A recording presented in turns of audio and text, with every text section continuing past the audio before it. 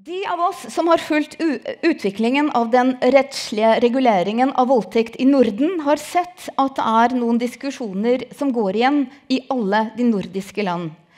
Det dreier seg blant annet om hvordan en samtykkebasert voldtektsbestemmelse skal kunne ivareta legalitetsprinsippet og være så klart formulert at borgerne forstår hvilke handlinger som straffbare og hvordan disse handlingene vil bli pådømt og straffet.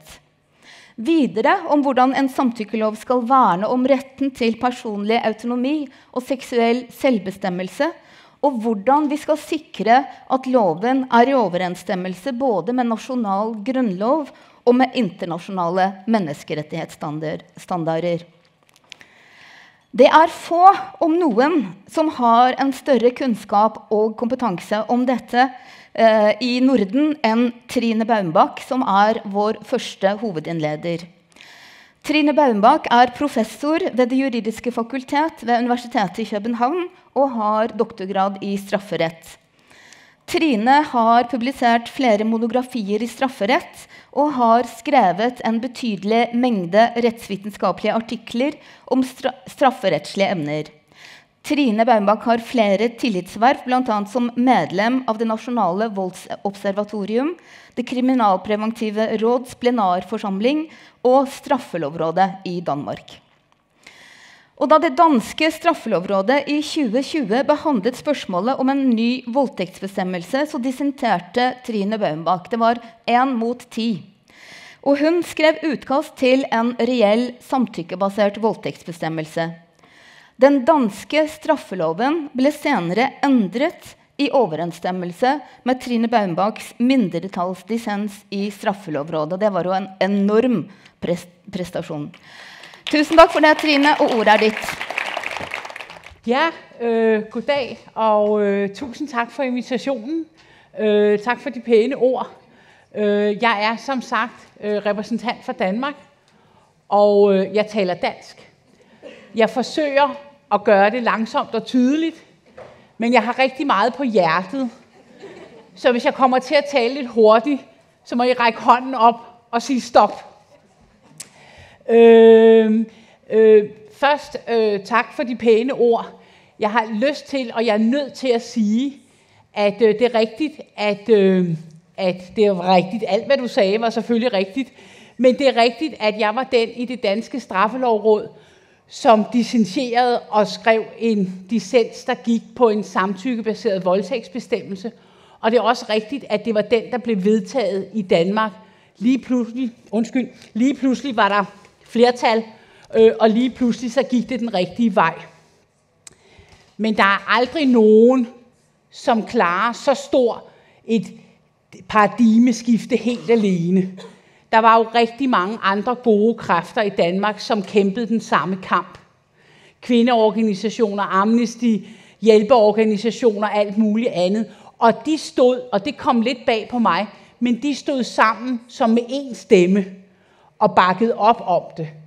Og det er bare for at sige, uden dem, så tror jeg ikke, det var gået så godt. Det var ikke nok med én præstation. Der skulle mange præstationer til. Og derfor synes jeg også, at det er fantastisk, at I har lavet en samtykkealliance, fordi uanset at det lyder meget venstreorienteret og meget 70'er-agtigt, så man faktisk stærkere, når man står sammen. Nå, nu skal jeg ikke sige så meget mere om det. Jeg blevet bedt om at svare på, hvordan går det så i Danmark. Og jeg kan sige sådan helt overordnet, det går rigtig godt. Det går rigtig godt, efter vi har fået en samtykkebaseret voldtægtsbestemmelse. Og det gør det, fordi at vi er kommet på det rigtige spor. Det er ikke det samme som, at der ikke stadig og lyt nu, forkerte frifindelser. Jeg har aldrig hørt om nogle forkerte domfældelser, men jeg har stadigvæk hørt om nogle forkerte frifindelser. Altså nogen, hvor der ikke nogen tvivl om, eller det der jo så, men hvor der sket en voldtægt, men hvor der alligevel sker frifindelse, fordi anklagemyndigheden ikke har kunnet overbevise retten om, at her var tale om voldtægt. Så den debat, der er med, at nu kommer der en masse forkerte domfældelser. Den debat har vi også i Danmark, men der er ingen dokumentation for, at det er rigtigt. Altså, der er mange påstande om det, men der er ingen dokumentation for, at det er rigtigt. Tværtom, det er nærmest det modsatte, hvis det er noget.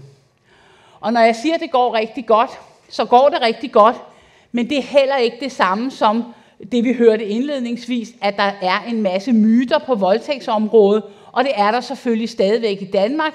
Blandt andet en myte om, at når vi nu har en samtykkebaseret voldtægtsbestemmelse, så kommer der nok en masse falske anmeldelser. Hvis jeg har tid, så vil jeg sige lidt om det til sidst, men det er noget af det, som er på maybe-listen her, fordi tiden er knap. Okay, jeg har interesseret mig hele min juridiske karriere utrolig meget for legalitetsprincippet. Det var faktisk det, jeg skrev afhandling om, det strafferetlige legalitetsprincip, så det er noget, der ligger mig på sinde.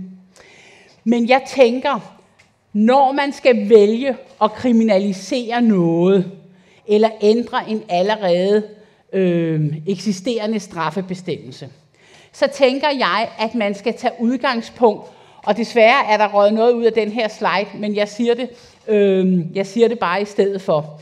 Så tænker jeg, at man skal tage udgangspunkt i, hvad er det for nogle værdier, det her samfund bygger på. Og jeg tænker for Danmark, som er ligesom Norge, der tænker jeg, at en af de værdier, vi bygger vores samfund på, det er værdien om ligestilling. Ligestilling mellem mænd og kvinder. Et ens syn på dem. Altså både mænd og kvinder har ret til at leve et frit liv. Og både mænd og kvinder i den her sammenhæng, når vi taler om voldtægt, både mænd og kvinder er seksuelle væsener. Og den ene part er ikke sat i verden for at tilfredsstille den anden parts behov.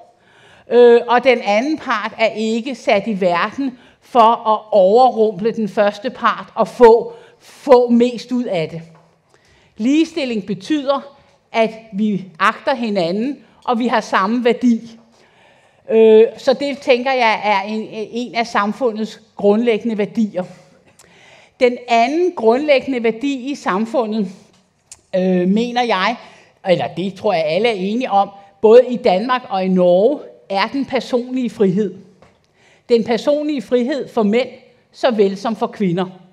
Og hvad er det så, vi mener med den personlige frihed? Og der tænker jeg, at det er rigtig vigtigt på samtykke, altså på voldtægtsområdet. Fordi den personlige frihed betyder, at jeg i udgangspunktet må gøre lige, som jeg har lyst til, for så vidt angår mig selv.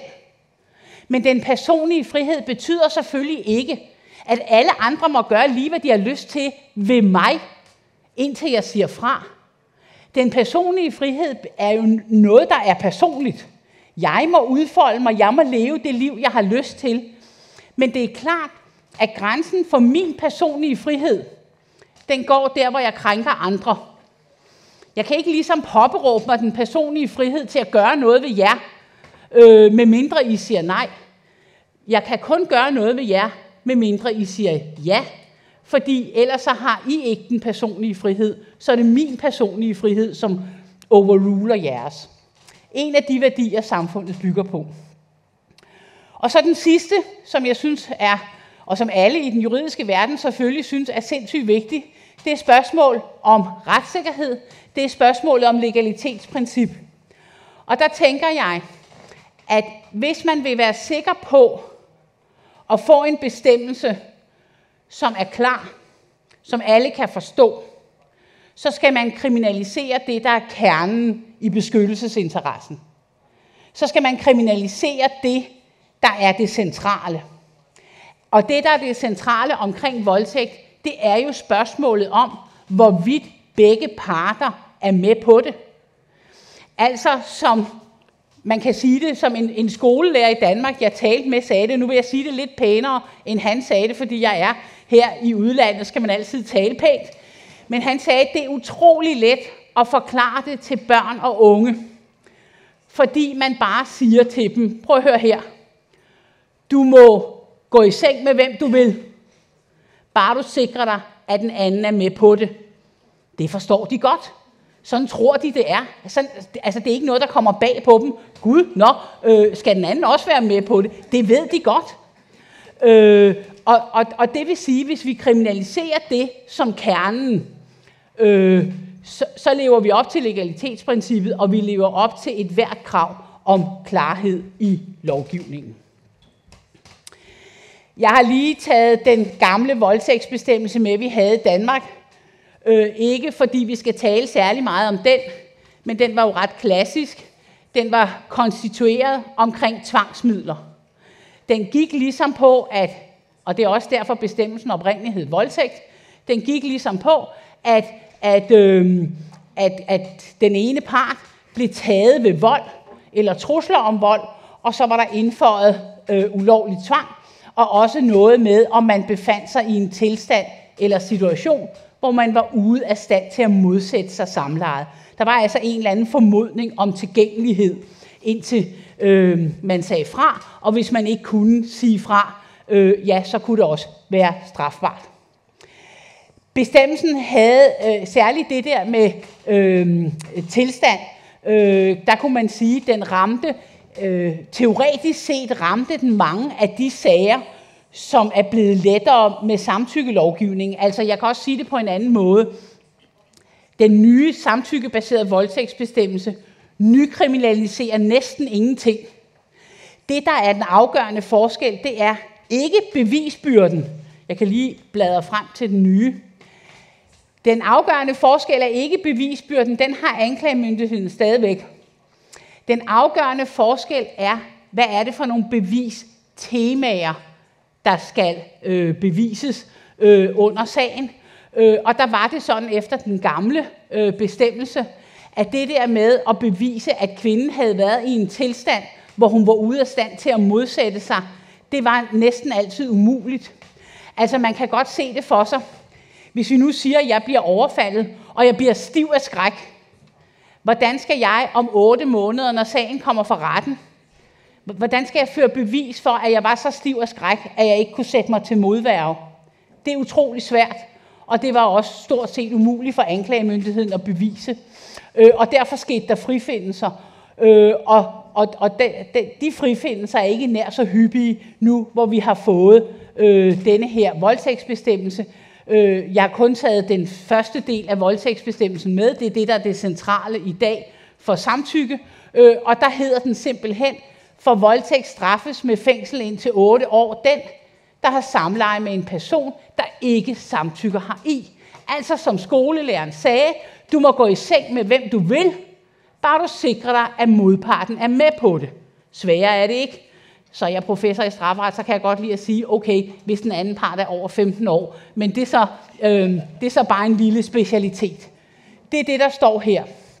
Mit forslag havde gået på, at hvordan vi definerer samtykke, også fremgik af loven, men Justitsministeriet valgte i stedet for at sætte det ind i bemærkningerne til lovforslaget. Men det er altså noget, domstolene følger alligevel, og der står så der, et samtykke skal gives frivilligt, og det skal være udtryk for den pågældendes fri vilje, bedømt ud fra omstændighederne ved den konkrete situation. Jeg tror ikke, man kan komme det nærmere. Der er nogen, der siger, jamen det er meget uklart. Jeg tænker, hvad uklart er der ved det? Du må gå i seng med hvem du vil, bare du sikrer dig, at modparten er med på det, og det skal bedømmes ud fra, hvordan situationen er. Jeg kommer om lidt tilbage til nogle ledetråde, der også står i forarbejderne, men allerede nu har jeg lyst til at sige, at dem, der siger, at det her det er uklart, efter min opfattelse, så det de forsøger, det er i virkeligheden ikke at sige noget om den her bestemmelse. Det er at afspore debatten. For der findes ingen ord, der findes ingen straffebestemmelser, hvor man ikke kan sætte et eller andet spørgsmål. Hvad er vold, for eksempel? Ikke? Altså, hvad er et dokument? Hvad er falsk? Altså, man kan altid stille et eller andet spørgsmål og komplicere noget, som i virkeligheden ikke behøvede at blive kompliceret. Og lige præcis på det her område, der tænker jeg, at selvom man forsøger at sætte spørgsmålstegn ved det, så kan man læse ud af det her, hvad det er. Du må nemlig gå i seng med, hvem du har lyst til, bare du sikrer dig, at modparten er med på det. Sværere er det ikke. I Danmark, Der var hele straffelovrådet enige om, at vi skulle have en ny voldtægtsbestemmelse, men flertallet gik ind for frivillighed og ville have, at den nye bestemmelse skulle være opbygget omkring frivillighed, mens mindretallet, som altså var mig, sagde, at det skulle bygges op omkring samtykke. Og flertallet, som altså ikke ville være med på min idé, de sagde, jamen det er jo 2 sider af samme sag. Og jeg sagde, jeg synes, der er en forskel. Og den forskel har jeg så prøvet at forklare her. Fordi forskellen er, at man i virkeligheden har en forskellig tilgang. Samtykke henviser til noget gensidigt. Det er noget, vi begge to gerne vil. Hvor frivillighed peger mere i retning af den enes efterkommelse af den andens ønske. Det kan være fraværet af modstand, som gør samlejet frivilligt. Og hvis vi, i hvert fald os, der er jurister, tænker os godt og grundigt om, så ved vi jo også godt, at der i lovgivningen er rigtig, rigtig mange ting, hvor folk accepterer noget på baggrund af det, man kunne sige frivilligt tvang. Altså de går med til noget frivilligt, fordi de ved alternativet af myndighedernes tvangsmæssige gennemførelse af det. Og det siger, synes jeg, noget om forskellen mellem samtykke og frivillighed, at frivillighed tit har karakter af, at jeg måske faktisk ikke vil det, men jeg efterkommer en andens ønske. Det kan være helt legitimt, men det er sådan, det er. Og i voldtægtssager, der er det ofte fraværet af modstand, der gør samlejet frivilligt. Og det synes jeg også, vi har set masser af domspraksis på, i hvert fald i Danmark, at for eksempel kvinden måske, altså ud over de situationer, hvor hun var helt passiv og ikke sagde fra, så nogle gange har sagt fra, og til sidst så opgiver hun at sige fra. Og så siger man, nå jo, men så ville hun jo gerne til sidst. Nej, det ville hun måske ikke. Hun sagde aldrig nogensinde til. Hun opgav simpelthen bare videre modstand, og det kan ikke karakteriseres som samtykke. Det her er en frygtelig slide. Meget upædagogisk og helt utilstedelig. Når jeg har lavet den alligevel, så skyldes det sprog, altså at jeg taler dansk, og jeg er i Norge, og jeg tænker, at nogen af jer måske har svært ved helt at forstå det, jeg siger, og så kan det være, at teksten, den skrevne tekst kunne hjælpe. Så det er ikke fordi, at jeg ellers synes, at sådan nogle slides er gode. Men jeg har lyst til at sige et par ord om, hvad er forskellen på nej betyder nej, og ja betyder ja, og hvordan er den danske bestemmelse opbygget. Og i de danske forarbejder, altså bemærkninger til lovforslaget, der står der blandt andet følgende, og nu læser jeg lige højt. Voldtægt handler ikke om tvang eller pligt til at sige fra. Tværtimod. Det handler om, hvorvidt parterne af egen fri vilje samtykker i en seksuel aktivitet. Begge parter skal samtykke, og samtykke skal foreligge under hele samlejet. Ellers er det voldtægt, og det gælder også i parforhold. Der må som udgangspunkt være en formodning for, at en person, der samtykker i et samleje, ikke blot forholder sig helt passivt, men deltager i et eller andet omfang. Og det kan enten være, står der så, det har jeg bare forkortet her, ved kys, ved berøringer, ved nydende lyde, relevante bevægelser, samlejebevægelser eller lignende. Altså at vedkommende i et eller andet omfang spiller med på det her. I de situationer, står der så, hvor der er udvist total passivitet fra den ene persons side, der er der en formodning for, at vedkommende ikke samtykker. Der er en formodning for, at vedkommende ikke samtykker, og derfor må den person, der ønsker samleje gennemført, gøre noget for at sikre sig, at vedkommende samtykker. Også ved total passivitet må det dog afhænge af en konkret og samlet vurdering, om deltagelse i samlejet kan anses for at være sket med samtykke. Der vil, også ved total passivitet, efter en konkret og samlet vurdering kunne foreligge samtykke. Her vil det naturligt kunne indgå i vurderingen, at om parterne tidligere har haft samleje gennemført med samtykke, der er foregået på samme måde, uden at der har været tale om indirekte trusler eller psykisk vold med videre, eller om parterne ikke tidligere har haft nogen seksuel relation. Der må som udgangspunkt være en formodning for, at en person, der samtykker i et samleje, ikke blot forholder sig helt passivt, men deltager i et eller andet omfang. Når jeg læser alt det her op, så skyldes det noget, der står i jeres straffelovråds udredning eller betænkning om den danske retstilstand, som jeg er helt uenig i. Det, I vil hæfte jer ved, det er, at det, der er omdrejningspunktet, det er den situation, hvor den ene er totalt passiv, og der er de danske forarbejder af den opfattelse, at så er der en formodning for, at vedkommende ikke samtykker, og modparten, altså den, der gerne vil have samleje, må så gøre noget for at sikre sig, at vedkommende faktisk er med på det. Når man så kigger på, okay, hvordan er den her retstilstand så beskrevet i den norske betænkning, så står der på side 147 som en konklusion. Der står der bliver det ved passivitet ikke nødvendigvis nogen forskel mellem den danske voldtægtsbestemmelse og en nej betyder nej-model. Da jeg læste det, der tog jeg brillerne af og pudsede dem en gang til. Fordi jeg synes, det er næsten dubiøs forståelse af de danske forarbejder. Hvis jeg nu skulle sige det sådan en lille smule kægt, så vil jeg sige, at det norske straffelovsråds fortolkning af de danske forarbejder, det er næsten, og jeg ved ikke, om man må sige sådan noget i Norge, nu siger jeg det alligevel, det er næsten som når fanden læser Bibelen. Fordi den danske retstilstand er selvfølgelig sådan, at ja betyder ja, ikke at nej betyder nej. Og at det norske straffelovråd ikke har forstået, det undrer mig. Fordi det er ikke bare sådan, vi opfatter os selv i Danmark. Det er faktisk også sådan, hvis man går ind og kigger på Grevius 4. generelle rapport for 2022. Der bliver den danske model faktisk fremhævet som sådan en duksemodel. Et skoleeksempel på en regulering efter princippet only yes is yes. Så Grevio har forstået det, men det norske straffelovråd har altså ikke helt forstået det, men de har måske heller ikke læst Grevius rapport.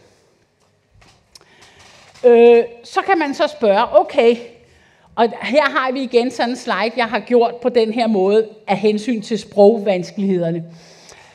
Hvorfor er det så, vi skriver det der med den totale passivitet? Hvorfor er forarbejderne formuleret på den her måde? Og det er de, fordi, som det fremgår, så er der en formodning for, at en person, der samtykker i et samleje, ikke forholder sig helt passivt, men deltager i et eller andet omfang. Det er således overordentligt vigtigt, at voldtægtslovgivningen eller retsanvendelsen ikke er bærer af kønsstereotyper eller myter om mandlig og kvindelig seksualitet. Altså de må ikke være bærer af, at kvinder det er så nogen, der bare ligger, og mænd har samleje på dem. Ikke? Og mænd er seksuelle væsener, og kvinder er redskaber i mænds verden. Sådan er det ikke, og sådan må lovgivningen heller ikke være. I forhold til de konkrete sager, er det imidlertid ikke samfundets opgave at blande sig i, hvordan borgerne rent faktisk udøver deres seksualitet, og herunder opstille normer for, hvor aktiv den enkelte skal være i forbindelse med et samleje. Så længe borgerne ikke overtræder lovgivningen, så længe begge parter sikrer sig, at den anden er med på det, så hører udlevelsen af deres seksualitet ind under retten til privatliv. Og så for at sætte trumf på, så har jeg videre skrevet her, den enkelte overtræder derfor ikke lovgivningen ved at være passiv under et samleje, men da der er en formodning imod, at en person, der samtykker i et samleje, er helt passiv, så stilles der krav om, at den, der ønsker samleje gennemført med en passiv person, skal sikre sig, at vedkommende samtykker. Det er sådan, de danske forarbejder skal forstås. Nu håber jeg, at der er nogen til stede fra det norske straffelovråd eller andre, som kan gøre dem bekendt med, hvordan de skal forstå det, der står i deres egen betænkning. Så kan man så spørge sig selv, hvad er der så egentlig galt med den der nej betyder nej-model? Hvorfor er det ikke lige godt, om vi har ja betyder ja, eller nej betyder nej? Hvad er der galt med nej betyder nej-modellen? Og jeg tænker, at det, der først og fremmest er galt med den, det er, at den er i strid med den personlige frihed. Fordi den bygger jo, som der også var en, der sagde indledningsvis, på den idé, at den ene part, og det er i praksis jo kvinden, Altså vi ved jo fra statistikker, sådan er det i Danmark, det går også ud fra, er i Norge, at det er mænd, der voldtager kvinder. Og nej betyder nej-modellen, den bygger så på den idé, at kvinder er seksuelt tilgængelige over for alle mænd. Altså når vi står ud af sengen om morgenen, går ud af vores dør, så er vi seksuelt tilgængelige for alle. Alle må kaste sig over mig, medmindre jeg siger nej. Er det ikke en mærkelig fortolkning af den personlige frihed? Altså den personlige frihed, som vi snakkede om indledningsvis, går netop ud på, at jeg må gøre, hvad jeg har lyst til, bare jeg ikke krænker andre. Men nej betyder nej, siger, at jeg er seksuelt tilgængelig for alle, medmindre jeg siger fra. Underligt. Virkelig underlig tilgang. Den indeholder altså nej-modellen indeholder altså en formodning for samtykke, som offeret har pligt til at afkræfte. Hvorfor har jeg pligt til at gå rundt og sige nej? Hvis jeg nu har lyst til at gå på bar i aften, skal jeg så komme ind på baren og så starte med, og hvis der er en mikrofon, og gribe den og sige, jeg er godt nok kvinde, og jeg er gået på bar alene, men jeg samtykker ikke i samleje. Heller ikke, selvom jeg om lidt drikker en øl. I kan ikke forstå det som et samtykke om samleje. Skal jeg hele tiden gøre det? Eller kan jeg ligesom mænd bare gå på bar og opføre mig sådan, som jeg har lyst til, så længe jeg ikke krænker andre? Det bliver jo endnu mere fatalt i passivitetstilfælde.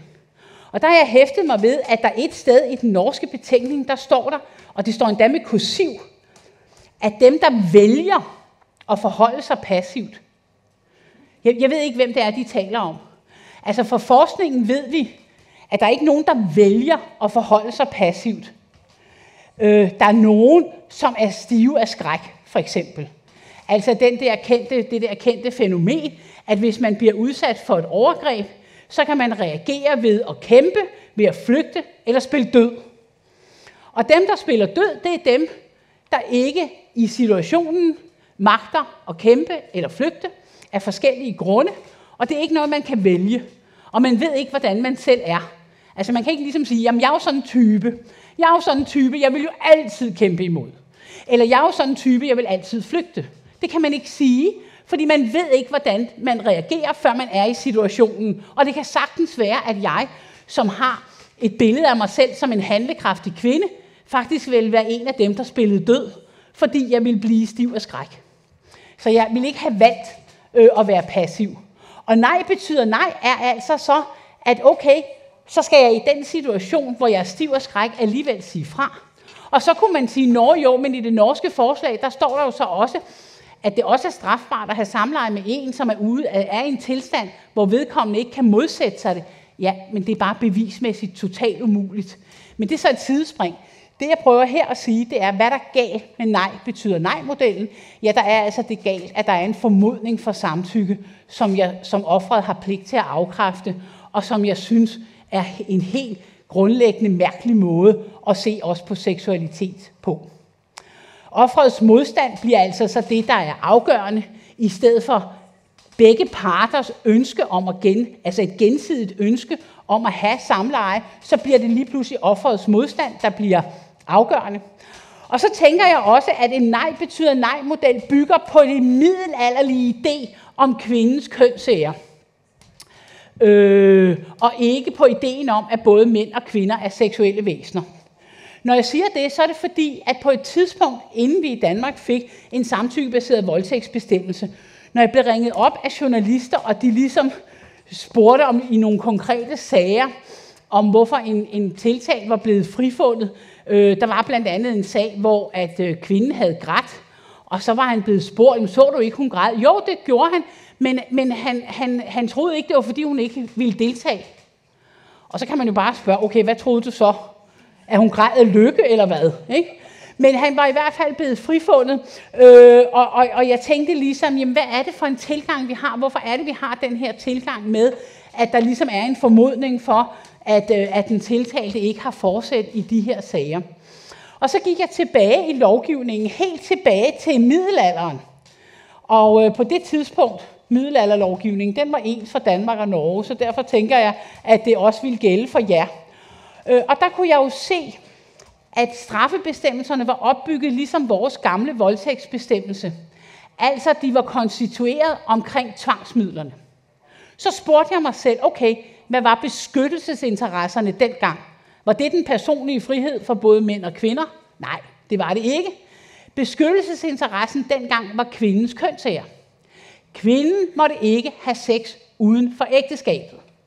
Og hvis hun havde haft det, så var det afgørende for hende at bevise, at hun var blevet taget med vold.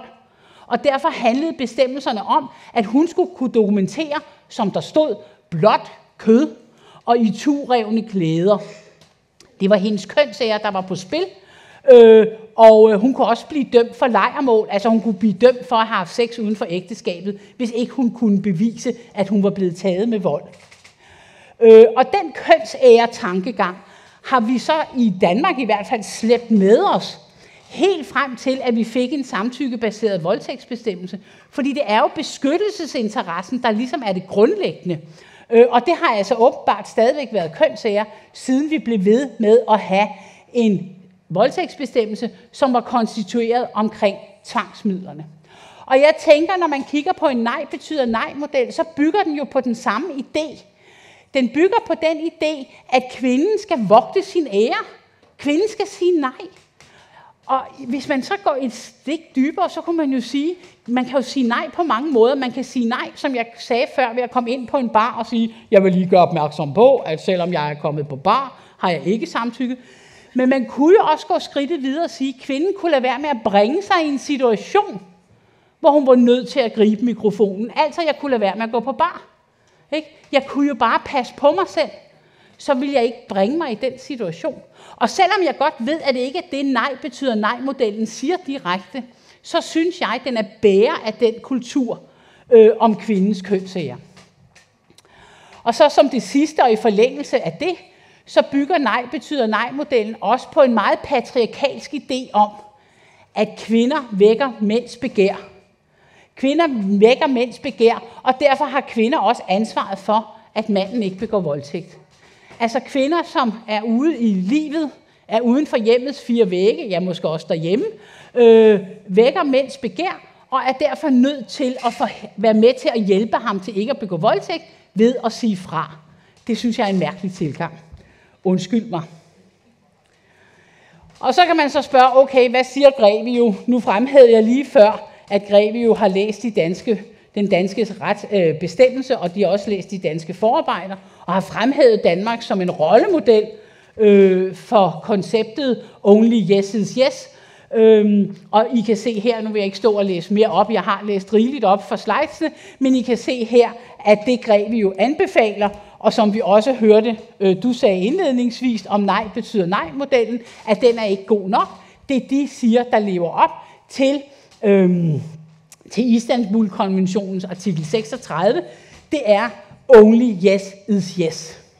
Og her skal vi huske, fordi i Danmark har Justitsministeriet nok været en lille smule fodslæbende omkring Istanbul-konventionen, og har ikke bare omkring voldtægt, men omkring flere af vores forpligtelser, ligesom siger, at i Danmark vi har verdens bedste retstilstand. Altså det er jo, når vi underskriver Istanbul-konventionen og andet, så er det jo for de underudviklede lande, vi ligesom gerne vil være rollemodel for. Så vi har været en lille smule fodslæbende og ikke haft enormt meget respekt for Istanbul-konventionen og heller ikke for Grevios udtalelser. Det vi bare skal huske, det er, at Grevio er en institution under Europarådet, som tilfældigvis også har den europæiske menneskerettighedskonvention, og dermed den europæiske menneskerettighedsdomstol. Og menneskerettighedsdomstolen har utrolig stor respekt for Grevio og for Istanbul-konventionen. Så derfor, hvis man vil være på den sikre side i det her, så er det en god idé at følge Grevios anbefaling og simpelthen indføre en bestemmelse, der hedder only yes is yes. Og jeg kan se her, der bliver viftet op til mig, at min tid er ved at være gået. Jeg har fået sagt mine hovedpunkter. Jeg vil super gerne have sagt noget om den voldtægtsmyte, der handler om, at kvinder indgiver falske anmeldelser. Jeg kan bare sige til jer, at når I hører den myte, så prøv at stille jer selv det spørgsmål, hvad vil mænd gøre i de case-situationer, hvor myten bliver fremhævet, og hvorfor skulle kvinder gøre noget andet? Hvem er det, der skulle finde på det? Og hvorfor skulle vi gøre det? Er det ikke igen dem, der har en voldtægtsmyte om, at kvinder indgiver falske anmeldelser? Er det ikke nogen af dem, som er bærer af den kultur om kvindens kønsære? Det kan i hvert fald ikke være nogen af dem, der er bærer af den kultur om den personlige frihed til både mænd og kvinder. Tak for ordet.